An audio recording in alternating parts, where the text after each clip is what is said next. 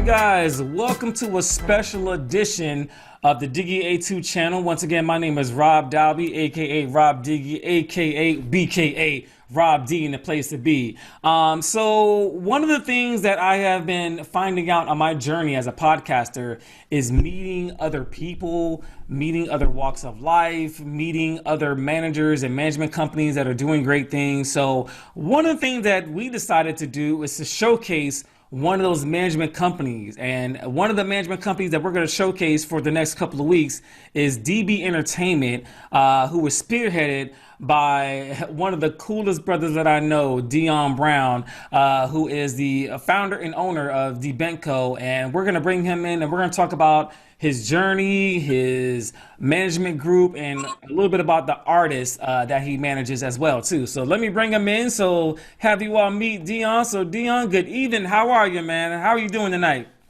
Surviving, brother.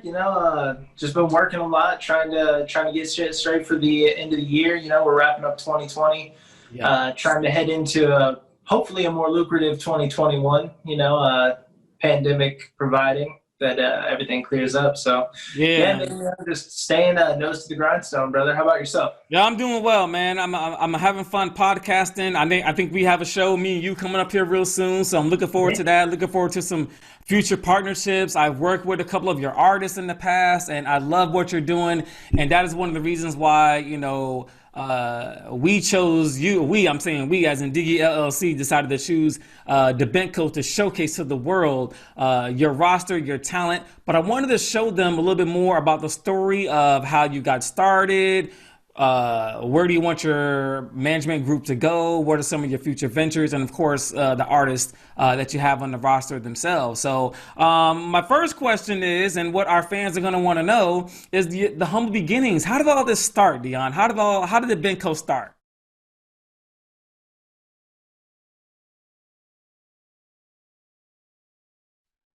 Man, I've listened to music my whole life. I've been around it my whole life. Back in middle school, I used to write little jingles to other people's songs. I guess you could call them parodies.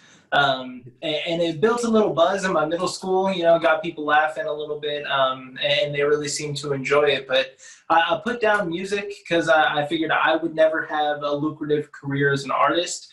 And at the time, I didn't really consider that there was other avenues to be a part of the music industry if you weren't in the creative realm of music, which is the actual composer of the music or writer of lyrics, things like that. Okay. So it wasn't until 2014, 2015, I moved out to Mississippi and got connected with a Chick-fil-A out there. I was managing a chicken hut and, just working hard with my wife, trying to live the best life we could out in Mississippi. And thankfully, the time at that employment led me to Mac Xavier. So if you've not heard of Mac Xavier, you must be living under a rock, because my man's been taking it everywhere. He's been seen on stages from Nebraska to Florida. He's been on stage with the likes of Tech Nine and Joey Cool. He's just an amazing guy, awesome character. You'll hear more about him in a little bit. But Malcolm and I connected at the Chick-fil-A, and he wrote a song for me back in my training days. I used to fight MMA. So he actually wrote a song for me to walk out to for my fights. And that was my first real experience in promoting an artist, because Malcolm was so close to me on a personal level, to have someone that I could reach out to and say, hey, I want you to write a song for me or on my behalf.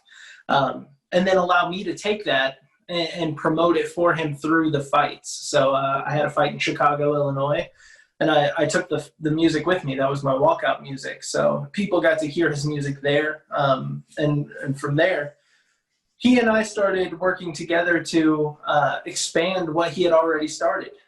He clearly has the gift, so he just needed a little help with promotion or lining up shows or finding cheaper studio time, things like that. And with Malcolm being in the Army, his time wasn't really able to be devoted to his musical career the way it needed to be.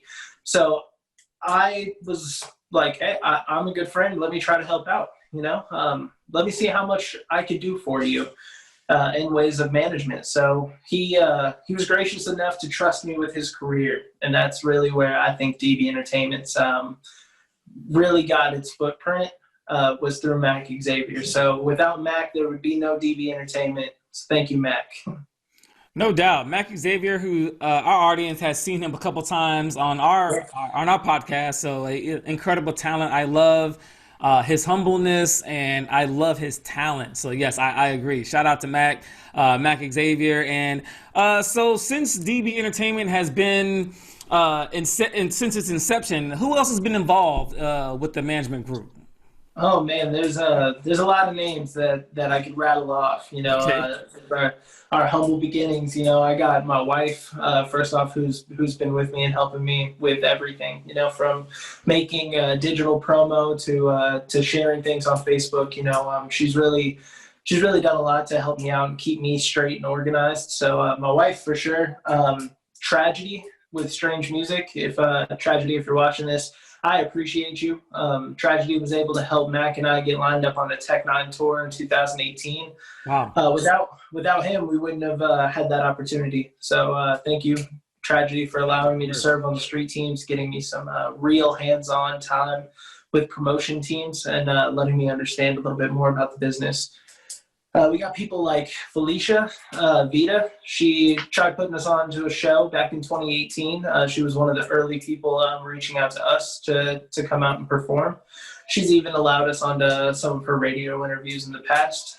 People like Brian at Dumb Records, who allowed DB Entertainment to host our first show. That show ended up going and boosting some awards. So huge shout out to Dumb Records and all that they do. People like I had a buddy, Eric, at the Incubator. He allowed me to throw a free show to try to hype up our performance at Dumb Records. He's a great guy. And so many artists, man. That's one of the biggest things that I think I've been blessed with, is the interaction with artists that are, in my opinion, out of my caliber. I'm supposed to just be a fan. At the end of the day, I am just a normal guy. I sit behind a desk. I wear headphones just like everyone else. So for me, I'm only supposed to be a fan. And so when I get to reach out to people like Annoyed, Kung Fu Vampire, JLB Hood, Joey Cool, Chris Calico. When I get to reach out to these people and talk to them on a personal level, see their face, shake their hand, speak with them over the phone, to me, that's really what kind of inspires me to keep going for the artists I represent. Because not only do they get to make the killer record with these people, but for me, the fan, I get to interact with them a little bit more than the average user, being the manager for the artist. So when it comes to the people who have been involved, man, there's been so many names, and I'm sure I'm forgetting a lot of them. But to anybody who's been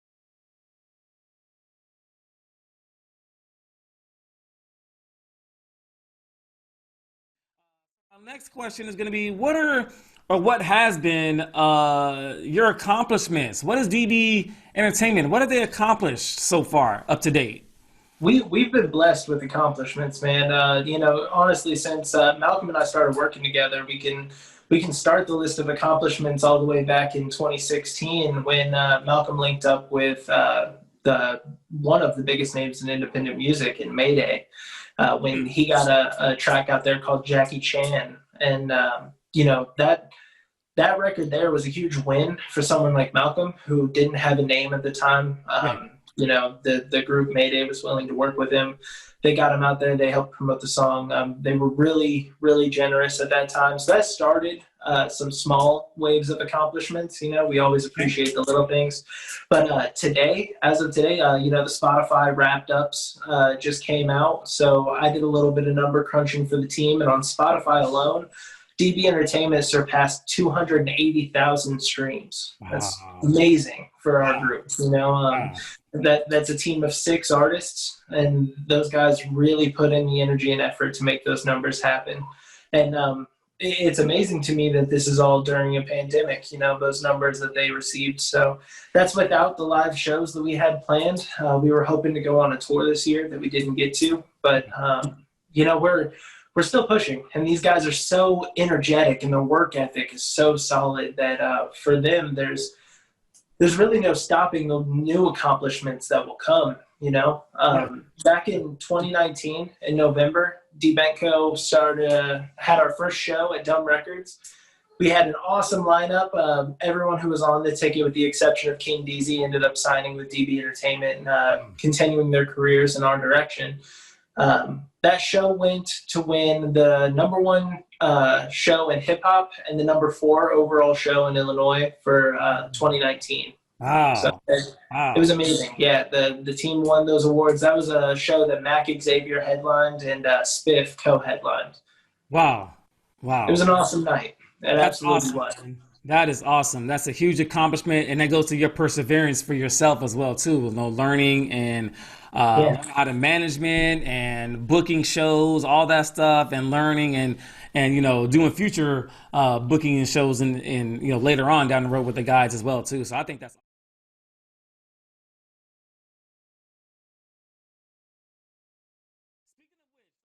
future, Deion. So what is what I would say we'll say the 1 to 3 year and then a 5+ year goal that you have for Dbentco. All right. So short-term goals, the next year. Short-term goals are a 20-city tour. I'm hoping to create. Yeah, man. I'm hoping to create 3 jobs. The jobs would be stage manager, tour director, and promotion manager. So those 3 jobs would be created. These people would go on tour with us. So it would be myself and the artists that are taking on the tour. We would get local acts to help support the shows that are coming to their city. And together we would try to promote just the best road show in hip hop. Since we won those awards, we're tagging that as our brand for our road show, the best road show in hip hop. And we're going to try to take it on a 20-city tour within the next year, you know, COVID permitting. And we're going to try to get to the people. I really think that's the next step for DB Entertainment is, you know, we have a solid foundation in the places that we've dug our heels into, but it's time for us to branch out. You know, you can only rise so far before you need to start to expand. So that's really where we're heading now is 20 different cities around the country. We're going to go in and try to infiltrate DB Entertainment Smile, put smiles on the faces of the people, and, you know, pass out our cards, get the Suge Knight on. Yeah, kissing babies and yeah, I hear that, man. That's awesome, man. I think that's great. And you know, one of the things that you know, with our audience at least, you know, they know a couple of your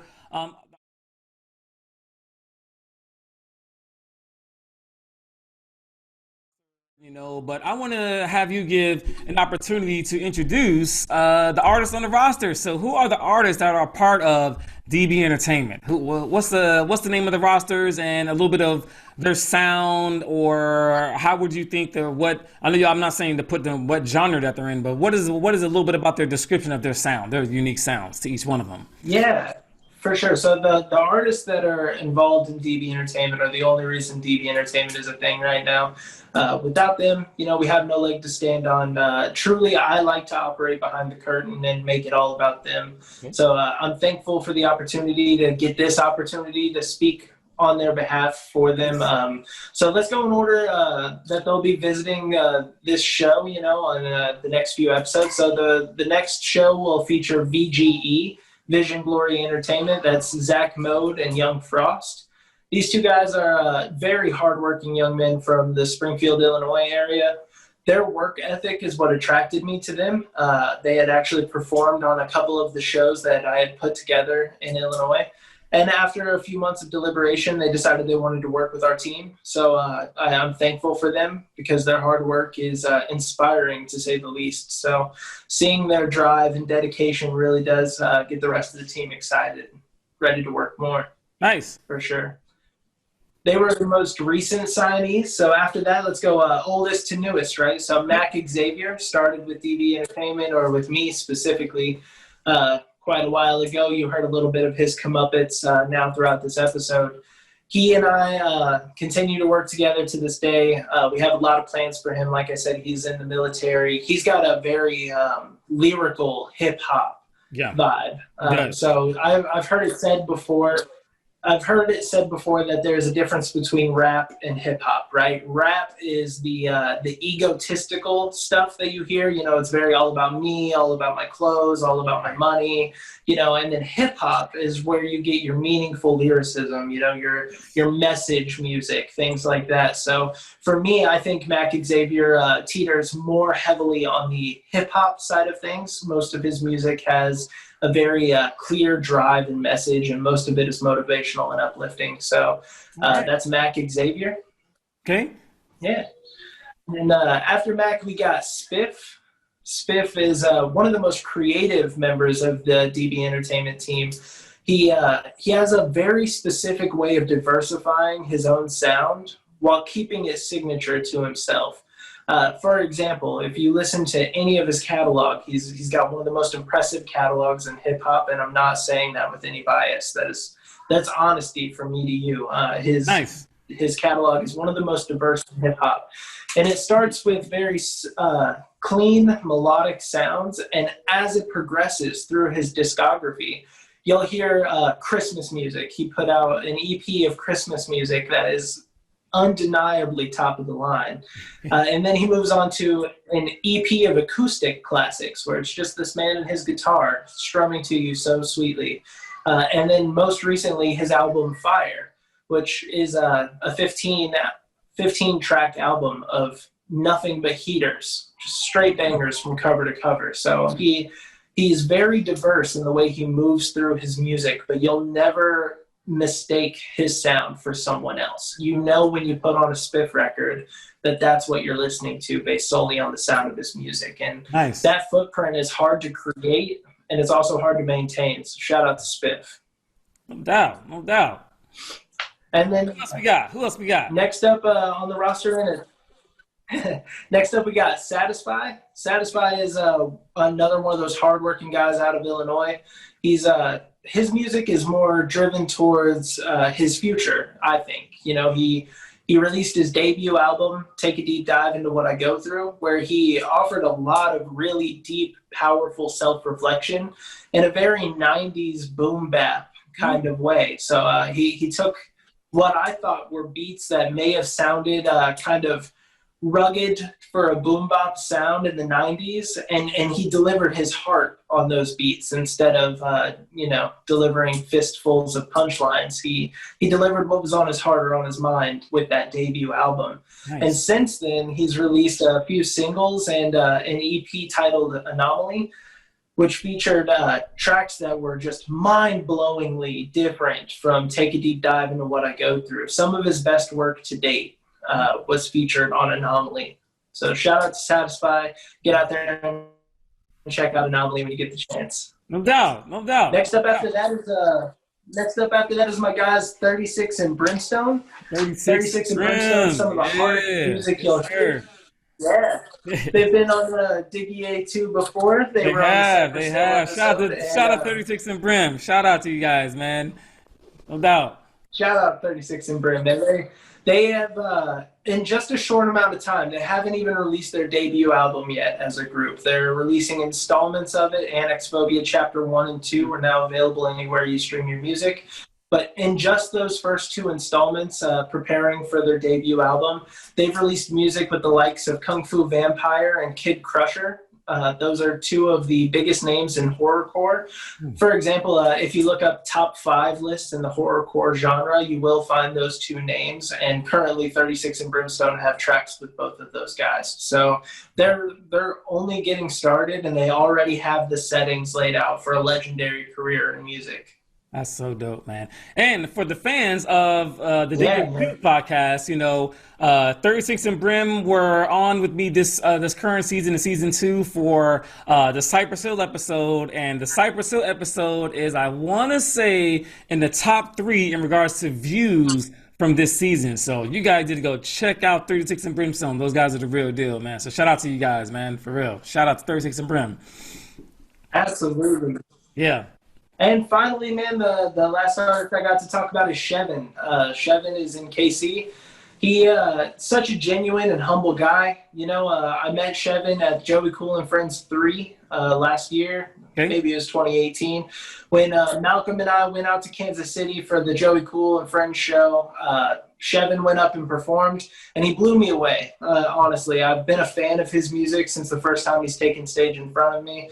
I was blessed to watch him perform that day, got to shake his hand, tell him how great he was, and then he left. I thought that was the end of it. Yeah, I never thought I'd see the man again. Yeah. But 36 and Brimstone, who just spoke about a few minutes ago, they threw their own fest, which is going to be an annual shindig, I hope, Forever New Fest last year. We needed a headliner for that, and so the guys at 36 and Brimstone reached out to me and said, "Who do you got? We need a headliner. I want you to find someone." So I hit up Chevin. I told him that we had a venue. I just needed a man to fill the stage. He came out and put on a stellar performance, nothing but energy and love from the guy. And while we were out there, he and I were able to converse and get talking. He told me a little bit about his career in music and how he was ready to move to the next level. And he wanted to get with me for things like show bookings, promotions, things like that. And right after he agreed to work with DB Entertainment, COVID-19 came out. Yeah. What are the odds of that, right? What are the odds of that, man? Yeah. It's been fun. He's been very helpful actually throughout this process. He's been very patient with us, acknowledging that there's not really much we can do. Pandemic providing. So he's allowed us to take on some promotion for him while he's been laying low. And he's been nothing but happy to be around us. He's been showing us a lot of love, helping us out with sharing posts, giving us insight into some of the things that we want to do in the future, since he does have one of the biggest fan bases on our team right now. So shout out to Chevin. Shout out to Chevin. Chevin, if I remember correctly, had a recent death in the family too. So hopefully, Chevin, our thoughts and prayers are with you, brother. Can't wait to have you on the podcast one of these days soon. But with all that being said, Deion, thank you for your time today. Thank you for letting me introduce the world to DB Entertainment. And for the next subsequent weeks, for the next 6 weeks, you guys are going to get a chance to meet all 6 of the artists, their stories, their impact, their influences, their music, all those things for the next 6 weeks. So I'm excited about that. And Deion just set the stage here to get us going for the next couple of weeks. So this series will be called the Diggie A-2 Presents Dbentco, The Journey. And welcome aboard, you guys. It's going to be for a nice, good ride heading into the holiday season. So thank you guys for spending time with us this evening, and hope to see you guys soon. And we're going to leave it with that. Shout out to DB Entertainment. Shout out to the guys. Shout out to hip hop. We'll see you guys soon. All right?